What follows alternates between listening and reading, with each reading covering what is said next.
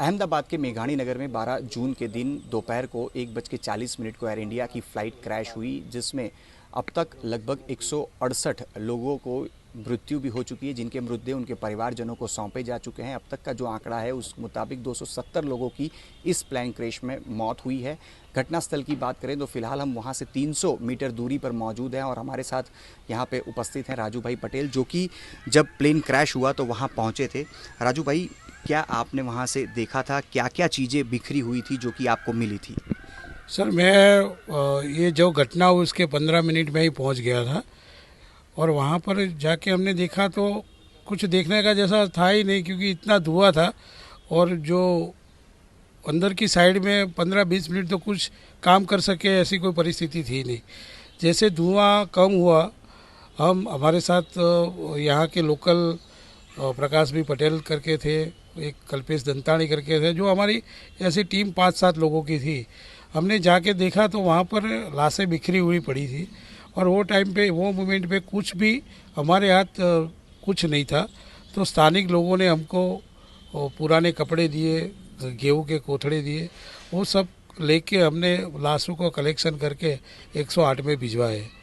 2-3 घंटा रिस्क्यू करके जैसे धुआं और मलबा धीरे धीरे साफ़ होने लगा, बॉडी रिकवर होने लगी, तो हमने देखा कि इन लोगों के ये मलबे के नीचे भी और कुछ सामान दिखाई दे रहा था। तो लोखंड की रोड और लकड़ियाँ लेके हमने उसको खंगालना चालू किया।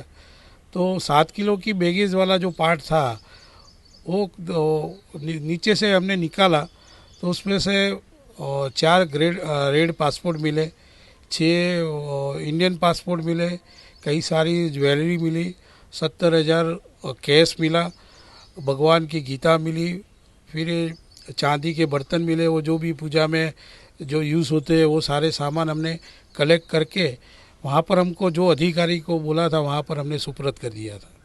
अच्छा, जो भी सारी ये कैश आपको मिली, क्या ऐसी उम्मीद थी, क्योंकि जो भी हम डेड बॉडी देखते हैं पहचान पाना मुश्किल है, लेकिन ये सारी चीज़ें बच गई? कितनी देर तक आप वहाँ मौजूद थे और कितनी देर तक आपने इन सब चीज़ों को वहाँ से खोज पाया था?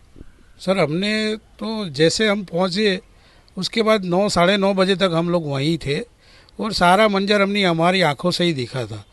और वो टाइम पे ही हमने डिसाइड कर लिया था कि यहाँ से किसी को बचने की उम्मीद लग नहीं रही है। तो फिर शाम को पड़ा कि भी एक ही आदमी बचा हुआ है, बाकी की बॉडी इतनी ख़राब तरीके से जली हुई थी कि किसी को बचने की उम्मीद ही नहीं थी। हम सारा रेस्क्यू ख़त्म हो गया, 9 बजे तक हम लोग वहीं पर ही थे।